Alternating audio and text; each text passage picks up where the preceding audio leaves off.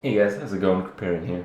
Now, when it comes to Diablo 3, it's one of the Diablo games. There's a lot of misinformation going around, there's a lot of misconceptions, and when a lot of people give advice, they give it in what they've seen work in the past, but it's not going to, cover all the situations. And that's especially true when it comes to evaluating, judging, and comparing gear. Now, obviously when you play Diablo 3, you're really doing one of three things. You're farming for experience, you're farming for drops, or you're farming, high monster power for Hellfire rings. Obviously the first two, they're going to hit the point of efficiency, which is really the point of playing the game, maximizing that efficiency. They're going to hit that large efficiency point when you're playing on a very low monster power, if not monster power 0, and most people just do that in Act 3, just get the best of everything. Now, when it comes to maximizing your efficiency, the amount of misconceptions that come from comparing gear is very large. Give you guys some backstory. I'm kind of still playing the hardcore thing, still doing the self-found thing. I have a lot of magic find gear on because for me, magic find is important. I want to find more drops, and the difference in damage is not really going to be that effective, and the difference in survivability has reached a point where I don't really need any more. So what does that really mean? Well, when I play solo, I have enough damage to where I can rend the mobs and they'll all die unless they're champions or unless they're one of the big mobs, which doesn't really matter because I can just take a second or two extra to kill them. So if I do any more damage, if let's say I doubled my damage, the mobs overall don't actually die twice as fast. The ones that are just the trashy mobs, which is the majority of what you actually kill, they're gonna die just as fast if I did twice as much damage. The champions, however, will die twice as fast, but as a marginal increase in efficiency, it is nowhere near double. In fact, I would argue it's in like the 10 to 20% range. It's very small. So having a lot of extra magic find, as you can see I have like, 244, which I'm pretty happy with, and found some pretty good gear, that's largely more important to me than that. And when I'm playing a group situation and the mobs don't die in like one rend, my difference again is not as big because largely in a group you're there for the utility. I'm there to take some hits, I'm there to charge around, there to keep the mob busy, there to give intimidating shout, and every now and then we find a nasty mob, I'll pop insanity and do the damage required. So I don't really need any more damage. And when it comes to figuring out damage to begin with, you have to really evaluate your skills. My skills right now, I have Furious Charge, which is 0 benefit from haste. I have Bash, which I don't really use very much. I only use it to get Fury and maybe get a few stacks. But I use out of all the attacks that I use Bash maybe 0 to 3 times on any given mob pack. And I have Rend.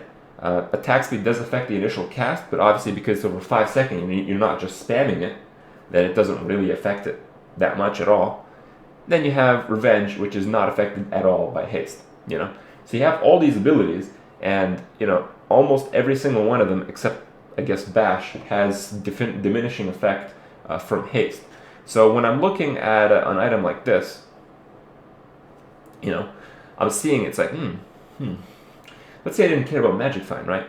0.4 protection for 350 damage. That sounds like a pretty good trade-off. Maybe I'll make that, right? Well, not really. See, the problem is the 7% attack speed doesn't actually equate to very much. While you may be correct in assuming that the crit chance also doesn't affect me very much, but it does a lot more than attack speed does. And the strength and damage bonus is higher than the strength and damage bonus on the attack speed ring. So overall, the damage is going to be much greater than 300. And even if this ring had like plus 300 damage, I still wouldn't use it.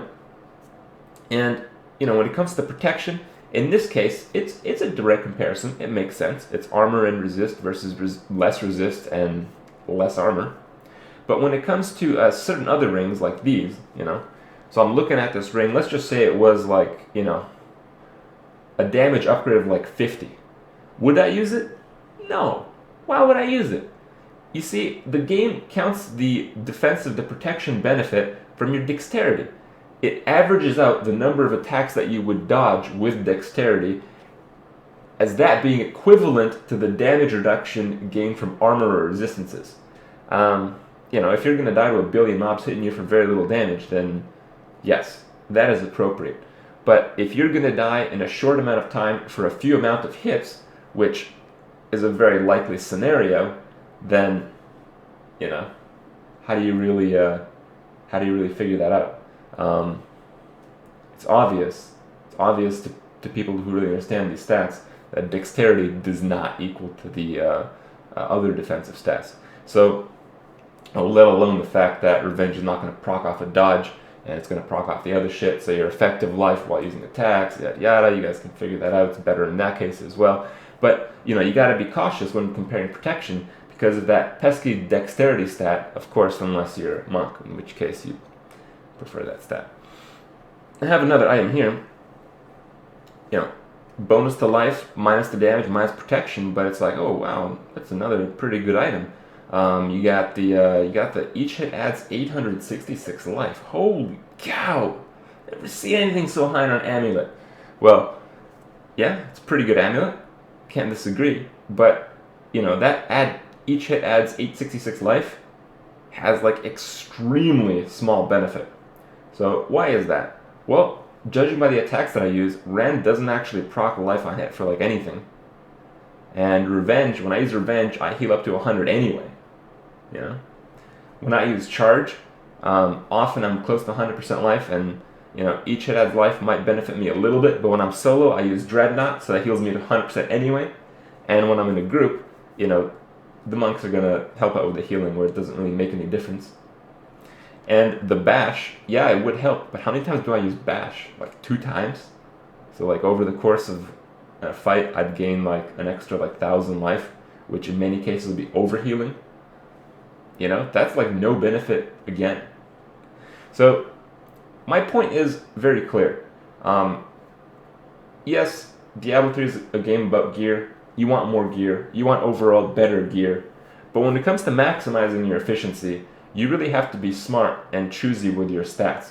You have to know at what point you have enough of something to where you can focus on things that you don't have enough of. As shown in my case, I have enough damage, I have enough survivability, but I didn't have enough Magic Find. So I wanted some Magic Find. So Magic Find gained a lot of value for me. And, maybe it's not Magic Find for you, maybe it's survivability, maybe it's movement speed, maybe it's some other factors. But it's something that you guys should really think about, because in the end, high damage is good and all, but it doesn't matter that much if you're just trying to grind mobs effectively and hitting that maximum efficiency point. So be smart, be aware, and I'll see you guys tomorrow.